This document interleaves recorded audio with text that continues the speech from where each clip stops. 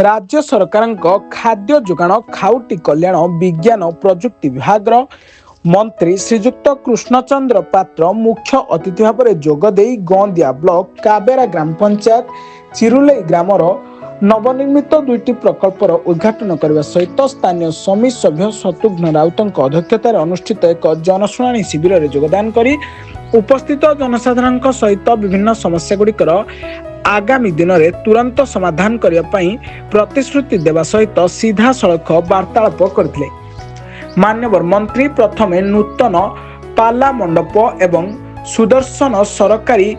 विद्या भवन चिरुलेर नूतन गृह उद्घाटन करथिले। उक्त कार्यक्रम में स्थानीय समिति सभ्य शत्रुघ्न राउत गंदिया पंचायत समिति अध्यक्षा रीना राणी खटुआ मान्यवर मंत्री ब्लॉक प्रतिनिधि रतिकांत साहू गोष्ठी उन्नयन अधिकारी पवित्र बेहेरा जोरंदा पंचायत समिति सभ्य प्रत्युष हरि प्रधान महिमा मंडल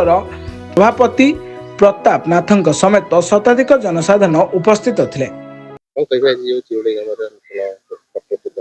चिरुले गाँव बहुत समस्या थिला आउ किछि समस्या पूरण होती स्कूल घर मंडप इत्यादि होती आहुरी अनेक काम बाकी अच्छी अनेक माँ भौणी मानकर भी दुख अच्छी किए गरीब लोक अंतत चाउल पे अप्लाई कला कहार किए घर पाइनी सब जनशुणाणी मध्यम जानिली विभिन्न गाँव को जानिला गला परे गरीब लोक मानकर दुख जानिया पड़ुछि ताकू मध्य चेष्टा करा जाउछि समाधान करिया पे बहुत भल लागला। चिरुले गाँ मते बहुत आशीर्वाद देछन्ती निश्चित भाव में चिरुले गाँव जहाँ आवश्यकता अच्छे हम करवा। ढेंकानाल अक्षय कुमार पात्र रिपोर्ट ब्लैकेट न्यूज ओडिया।